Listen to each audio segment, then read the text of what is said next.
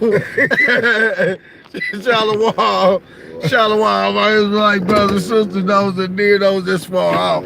This is a family affair. Some conversations are just too good. They too good for not to have other people join in on this conversation. I was going in hard. I was going in hard on my little comrade right here. This is my brother. This is my brother right here. Shalom. And I got my big brother over there. See, my big brother, he older than me, so we come from a different era than these young Thundercats. And so Yasin here, we just going in hard. But I was telling him, hey man, I said, listen, if you found out that your time was about to expire next week, I'm talking about it's over. You ain't got nothing else to do. It's over, it's done, it's a wrap. You in a pine box on your way in the dirt to be eaten up by worms and things. Now, I said, how would you feel? What'd you say?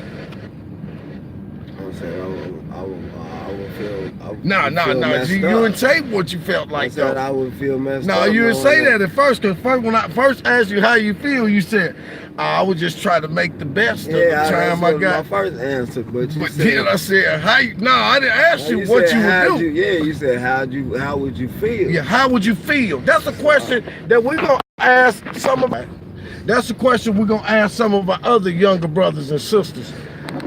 How would you feel if you found out your time was suddenly about to expire and you wasn't getting no more? Great. How would you feel about where you at in your life and what you have left in regards to what you done with the time that you've been given? Then what did you say? I said I feel bad. Yeah, and here's the thing. So why would you feel bad, Yasin? Because I probably would look back and be looking at like all the time I wasted and now it's gone. See? And I should have, all the things I should have been moving on, Yeah, now it's too late to move on them. I got till tomorrow, Yeah, this all, and this basically over. So really, it was like it ain't even no need. Ain't no way I can catch up. I might as well just go on and do. That's why the Book of Revelation say, whatever it is that you was doing, he said, you keep on doing it. He that was in all evil, you keep on being evil. Them that was doing good, you keep on being good. Because the time gonna come, see, don't none of us know when our time is going to expire. But when it's over, it's over. Some of us gonna get a first-hand glimpse of our expiration date through getting a bad doctor's report. Oh, you got 4-stage cancer, it's terminal. We can't do nothing for you. We give you 2 months. See, you got a first-hand glimpse. You see? But somebody else, they ain't getting no warning. Bam, they'll have a heart attack or a stroke. The problem is this, is that we as individuals, we can look at it and like as that don't happen to somebody else, but we don't like to put ourselves in no position and look at it like that. It's gonna be my time to expire next. So when you look at it like that, you have to ask yourself the question, how do I feel? I feel like a fool because I've been wasting my time with people that wasn't going nowhere. And the reason why I feel like I'm wasting my time with people that wasn't going nowhere is because I got people on the spot that's moving and in motion on a daily basis on their way somewhere. Yeah, I chose to spend my time with people that wasn't going nowhere, wasn't doing nothing. So I've been there, done that. My big brother over there, he laid back in the cut, but he been there, done that too. You know what I'm saying? Man, thank you. So what I was telling Yasin is that it really goes back to, see, men don't know what it's really like to be standing right in the center of manhood. That sounded like a messed up statement, didn't it? Where are my women at? They get mad when we talk about the sisters. But just imagine, picture that statement that I just made right there. Men, why is that? You want me to start the question over that I asked you originally? Yeah, you can start it I over. said, so do you believe that quote is true, that a woman cannot raise a man? Oh, And yes. that's where we started. Yeah, at. that's where we started at. So here it is, ladies. He is absolutely right. A woman cannot raise a man. Because by the time a man get to be a man, he's supposed to already she be a can man. raise him, but I'm No. talking about to be a man. You see what I'm saying? Listen to what I'm saying. Women cannot raise anything that has anything to do with a grown man. Yeah. But the Most High have conferred the authority of the mothers over the sons, so she can raise a son that's a child into a young man, and then raise a young man into manhood.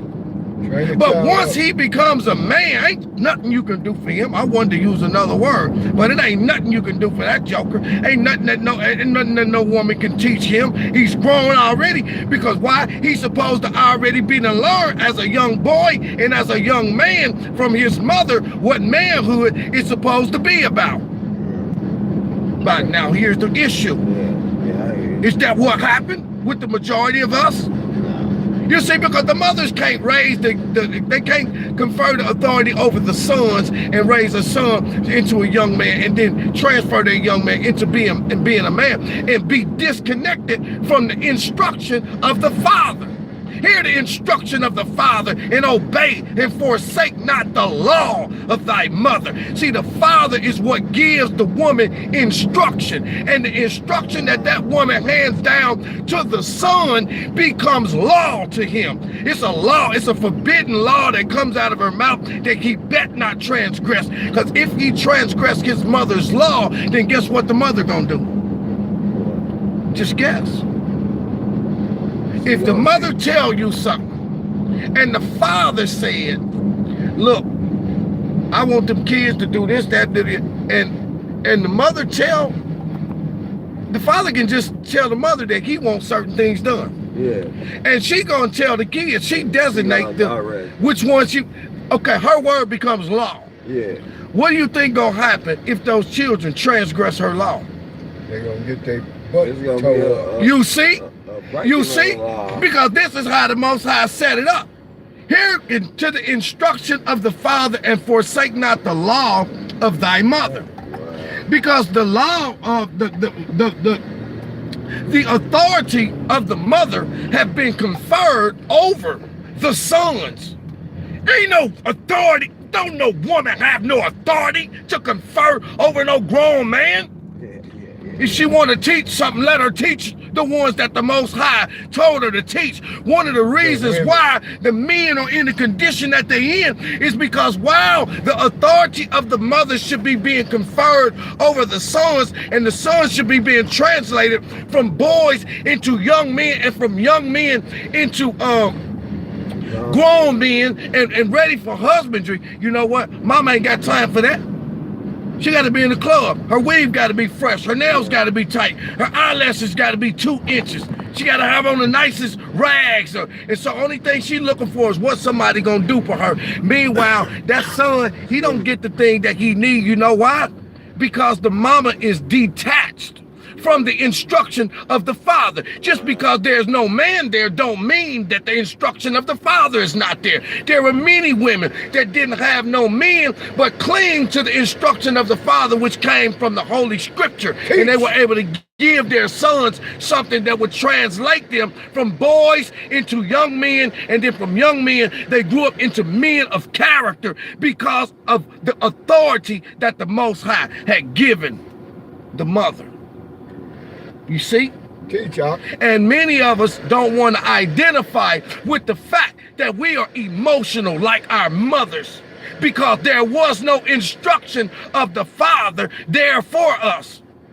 And so when the Most High start talking about reversing things and reversing the captivity, the reversing of the captivity is going to have to begin with the men being put in places of manhood. But how do you deal with being in a place of manhood when you ain't never understood anything that had to do with manhood? Because no mother could ever show you what manhood was all about. She could raise a boy to have character till when he grow up. But see, we ain't never seen that. Because when we lost our heritage and our culture, they put us in slavery and put us beneath our women.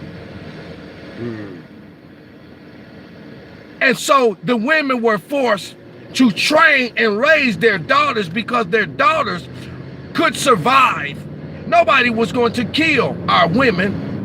They might rape them, they might abuse them, but they needed our women more than anything. They needed our women more than anything. So they put our women over us. You see? And our women, even though the mother had the authority over the sons, we grew up as weak men because of what we lacked. She knew that if we were raised to be the strong men of character and the protectors of our families, that we would perish at the hand of our enemies. So she raised us. She used her authority to raise us to be weak and timid and submissive and passive. And she trained her daughters to be hard and tough so that they could endure rape and all of that different type of stuff, but they would survive and they would become a great benefit to the men as well. But that done something to our women. Men, his word, he gives us his word so that we'll know how to act. How dare can you say that you love me who you can't see, but you can't love your brother who you see every day. This is bringing you back to manhood, baby, because women are so emotional. There is nowhere in the world they can live up to that scripture. If you cross one of them, they got a grudge forever and they'll cut you off. But it was not so for men. So in order for the Most High to put men back in the right place, he give us his word to show us what men have to go through. How many times shall I forgive my brother? 7? No, 70 times 7. Because men have a built-in innate ability that's God-given to reason and to exercise forgiveness and to rule over our spirit. He that can't rule his spirit is like a city that don't have no walls. He, a man that can't rule his spirit. See, that scripture don't apply. It can never apply to a woman because women can't rule their spirits. And this is not a bad thing. The reason they can't rule their spirits is because they are emotional beings. They are controlled by their emotions. But men are not supposed to be controlled by their emotions. They have to rule their spirits. So I don't care how many times your brother transgressed against you. When you want to be a man, a God man, you got to be able to control your spirit, deny yourself, and let me have my way. Forgive your brother 70 times 7. He have an unlimited supply of forgiveness, and therefore, as men, there is never an irreconcilable difference. That's right. You see? He give us these scriptures. And when we look at Israel, and we look at the things that's going on Facebook and on YouTube, and how the brothers are at war with each other. As soon as you say something to one brother, they offended, they wounded, they hurt. That's not men's stuff.